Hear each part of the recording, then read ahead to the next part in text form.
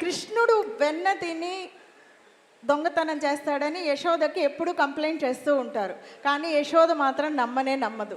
సరే, ఎలాగైనా ఒక గోపిక రెడ్ హ్యాండెడ్గా కృష్ణుని పట్టి యశోద గొప్ప చెప్పాలని అని అనుకుంది.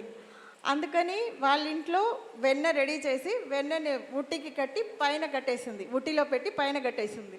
పైన కట్టిన దాంతో వదలకుండా దానికి గంటలు చుట్టేసింది. సో దట్ కృష్ణుడు వచ్చి తాకాడంటే గంటలు పొగుతాయి, మనకంతా తెలుస్తుంది అని చెప్పి పట్టేసుకుందామని చెప్పి అనుకొని ఆమె ఒక గోపిక అలా కట్టి పెడుతుంది. ఎట్టకేళ్ళకి కృష్ణుడు రానే వచ్చాడు. రాగానే చూశాడు, పైన ఉన్నది ఉట్టి మీద ఉన్నది, ఎలా అందుకోవాలి చూశాడు. ఇంట్లో 4 బిందులు ఉన్నాయి, బొర్లు ఇచ్చాడు. బోర్లు వేసేసి వాటి మీద ఎక్కి తీయడానికి పోయి చూడంగానే తెలిసింది, ఓహో గంటలు కట్టున్నారు, మనల్ని పట్టేదానికి వీళ్ళు ప్లాన్ వేశారు అని. ఏం చేద్దామని యోచన చేశాడు. ఆయన పరమాత్మ కదా, యోచన చేసి గంటల్లారా మీరు మ్రోగకండి అని చెప్పి ఆజ్ఞాపించేశాడు గంటలకి. సరే అన్నాయి. అందులోంచి వెన్న తీశాడు, తన ఫ్రెండ్స్కి అందరికీ ఇచ్చాడు, పక్కనే ఉండే కోతులతో సహా అందరికీ ఇచ్చాడు. తను తీసుకొని అలా నోట్లో పెట్టుకోపోయాడు. గంటలు గణగణ గణగణ గణగణ మోగినాయి. అరే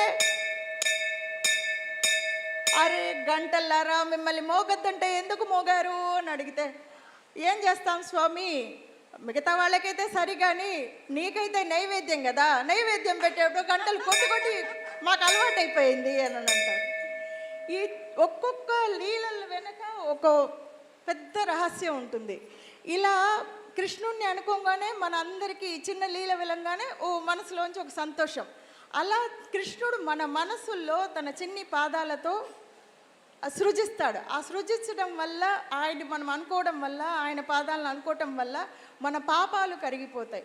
అందుకని కృష్ణ లీలలు ఇవన్నీ వినటము మన పాపాలు అవన్నీ తొలగించుకోవటానికే అని పెద్దలు చెప్తారు. భగవంతుని లీలలు శ్రద్ధగా వింటే మనస్సు పవిత్రమవుతుంది, భక్తి పెరుగుతుంది, మనలోని అహంకారం దుర్గుణాలు క్రమంగా తొలగిపోతాయి. అందుకే శ్రీకృష్ణుని